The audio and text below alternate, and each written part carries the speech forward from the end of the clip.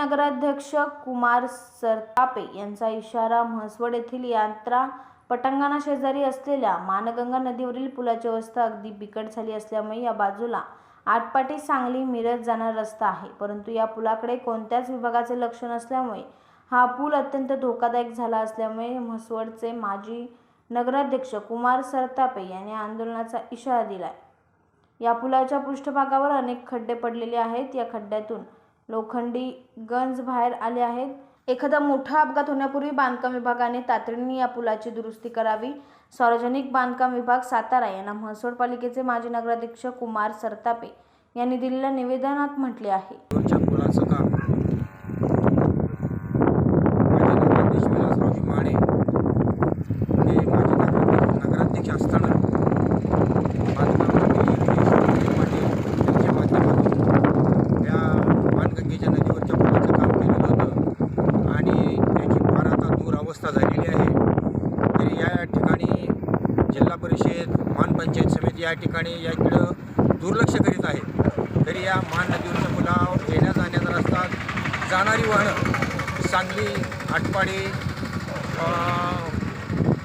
तासगाव, मिरज भरपूर या ठिकाणून वाहनं जात असतात. तर या पुलाची फार दुरावस्था झाली असताना त्या पुलाचं तातडीनं काम करावं अशी आमची गावकऱ्यांच्या मध्ये विनंती आहे. तरी सर्वांनी याकडे दुर्लक्ष द्यावं.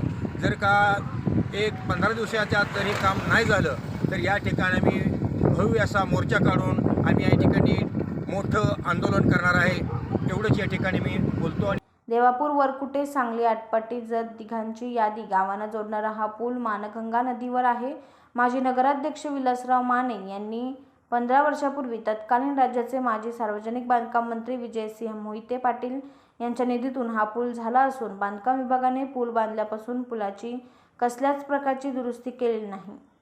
या पुलाचा पाया देखील खचला असल्याने पुलाला धोका निर्माण झाला आहे. त्याचप्रमाणे पुलाच्या वरिष्ठ पृष्ठभागावरील अनेक खड्डे पडले असून या खड्ड्यातून लोखंडी वर आल्याने पुलावरून पायी चालवणाऱ्या व येण्या जाणाऱ्या वाहनांना देखील मोठ्या प्रमाणात त्रास होत आहे. तरी सातारा बांधकाम विभागाने तातडीने याची दखल घेऊन या पुलाची काळजीपूर्वक दुरुस्ती करण्यात यावी अशी मागणी म्हसवड नगर परिषदेचे माजी नगराध्यक्ष कुमार सरतापे यांनी निवेदनाद्वारे केली. नमस्कार, 3D न्यूज मध्ये आपल्या सर्वांचे स्वागत.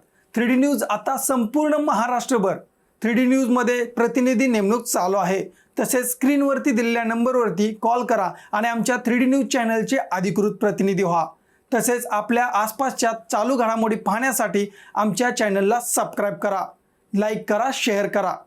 तसेच अधिक माहितीसाठी www.3dnews.in या वेबसाईटला भेट द्या.